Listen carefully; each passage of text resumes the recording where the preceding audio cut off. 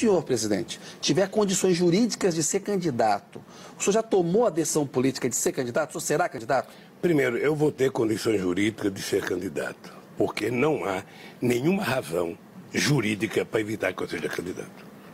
Aí seria melhor eles terem coragem de dizer o seguinte: olha, vamos dar o segundo golpe nesse país e não vai ter eleição em 2018. Na situação que está, eu serei candidato.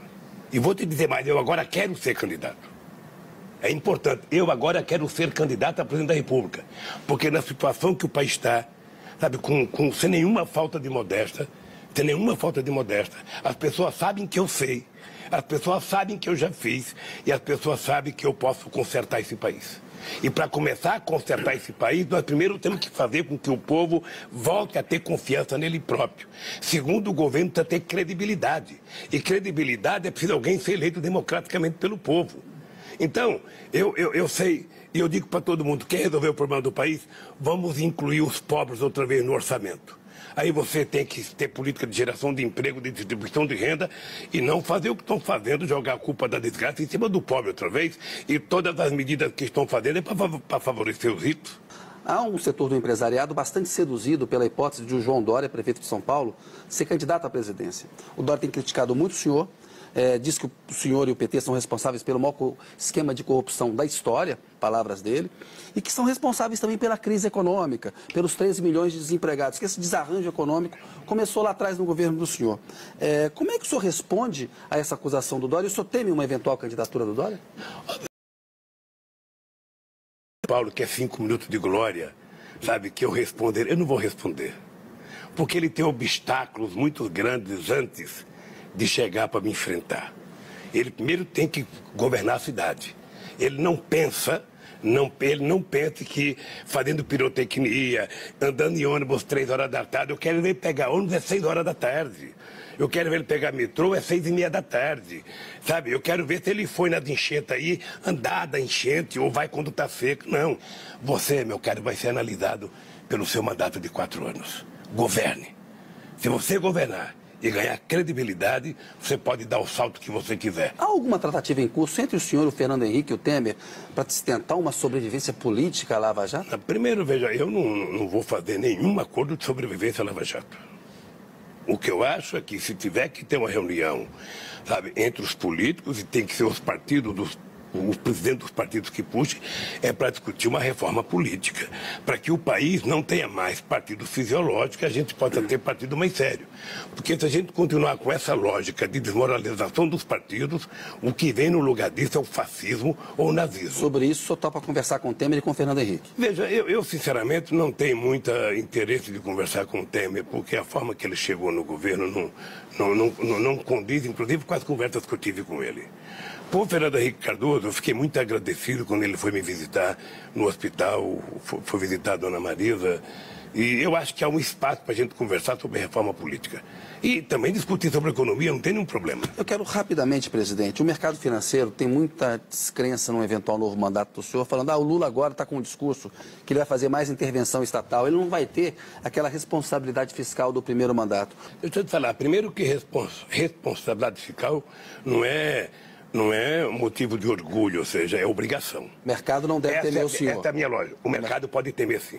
Pode Sabe temer. por quê? Porque o Banco do Brasil vai voltar a ser banco público. Porque a Caixa Econômica vai voltar a ser banco público. Porque o BNDES vai voltar a ser banco público. Ele tem que saber disso. Tá? Tem que saber disso. Esses bancos salvaram a economia em 2009. E a política fiscal? Meu caro, responsabilidade é comigo.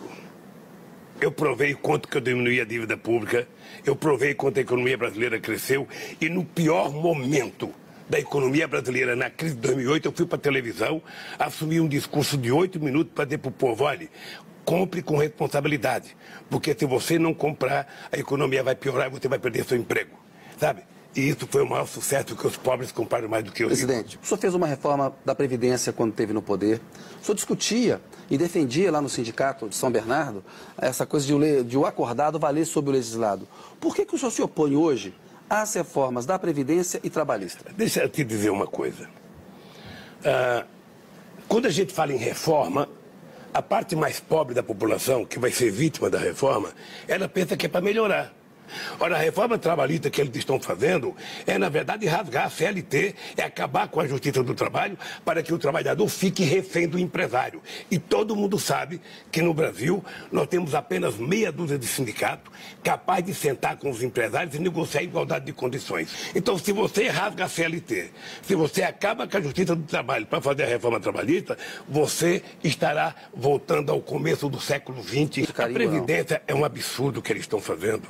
Porque todos os indícios da reforma da Previdência é para jogar a desgraça do custo da Previdência nas costas do povo pobre. Mas onde? Está no tempo longo de contribuição, passar de 15 para 25? Olha, só tem um remédio. Se o Temer tivesse ouvindo a gente, seria tão bom. Certamente ele ouviu. O Meirelles, sabe para quê? Sabe, querem resolver o problema de dinheiro da Previdência, a economia tem que voltar a crescer, pelo amor de Deus. Queria que você respondesse rapidamente. É a favor de antecipar as eleições presidenciais e de uma Assembleia Constituinte nova? Veja, eu sou a favor, o PT não tem uma definição, mas eu sou a favor de antecipar as eleições, porque o país não comporta ficar até 2018 no clima que está. É preciso recuperar a autoestima desse povo. E Constituinte nova? Veja, é preciso que a gente pense o momento político. Uma Constituinte nova pode dar uma parte do mesmo deputado que estão aí, e eu acho que não seria interessante. Pode jogar fora a conquista de 88. É preciso que a gente crie um outro momento político. O que é importante é que a gente chame a sociedade brasileira à responsabilidade. Não adianta ficar xingando os políticos se você votou nele na eleição passada. O governo cogita aumentar impostos em maio. Será uma medida correta?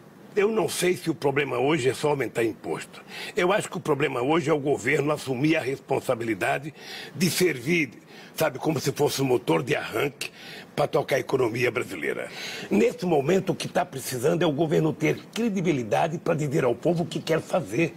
E não é falar mais da palavra corte, é falar investimento. Pelo amor de Deus, vamos fazer investimento. Presidente, a Dilma deveria ter negociado com o Eduardo Cunha para preservar o resto do mandato, ou o impeachment aconteceria de qualquer maneira porque ela perdeu apoio no Congresso e a política econômica estava ruim? Primeiro, eu não quero julgar a atitude do Eduardo Cunha, eu quero julgar a atitude do Temer. O Temer era vice-presidente da República. E ele deveria ter dito para o Cunha, não, você não pode fazer isso porque é inconstitucional. Nós não podemos inventar uma mentira. E, sobretudo, o Temer, um senhor de 76 anos de idade, um jurista famoso aqui em São Paulo, poderia ter dito ao povo, eu não quero o poder pela via do golpe. Eu não ter recusado. Mas a Dilma deveria ter negociado com o Cunha? Eu não sei se ela deveria ter negociado com o Cunha. Porque o Cunha tinha mais 6 meses de mandato. A Dilma tinha mais 2 anos e tanto. Mas é um problema dela. O que eu quero julgar é que o vice-presidente da República, que era do partido mais importante na Câmara e mais importante no Senado, e era teoricamente o chefe do Cunha, tivesse dito, não vou aceitar esse tipo de coisa, não teria aceito. Faltou lealdade agora, do Temer à Dilma? Faltou compromisso com a Dilma. E faltou compromisso com a democracia. Ele sabe que isso tem um preço, ele vai pagar o preço por isso. Presidente, última pergunta. Como é que o senhor tem enfrentado e lidado com a perda da dona Marisa? Kennedy, eu pensei que eu já tinha experiência de viuvez, porque eu fiquei viúvo em 71 com 2 anos de casado. Mas 43 anos de convivência que eu tive com a Marisa, ou seja, é muito pior do que eu imaginava. Eu não tinha noção do quanto é difícil, do quanto é complicado você chegar em casa de noite e não ter mulher. Então, o tempo vai se encarregar, sabe, de fazer com que a gente supere isso. Mas é uma experiência muito ruim que eu não desejo para ninguém. Presidente, é muito desagradável. Força aí para o senhor superar. Obrigado pela entrevista, presidente. Obrigado, querido. Abraço para o senhor. Obrigado. Obrigado.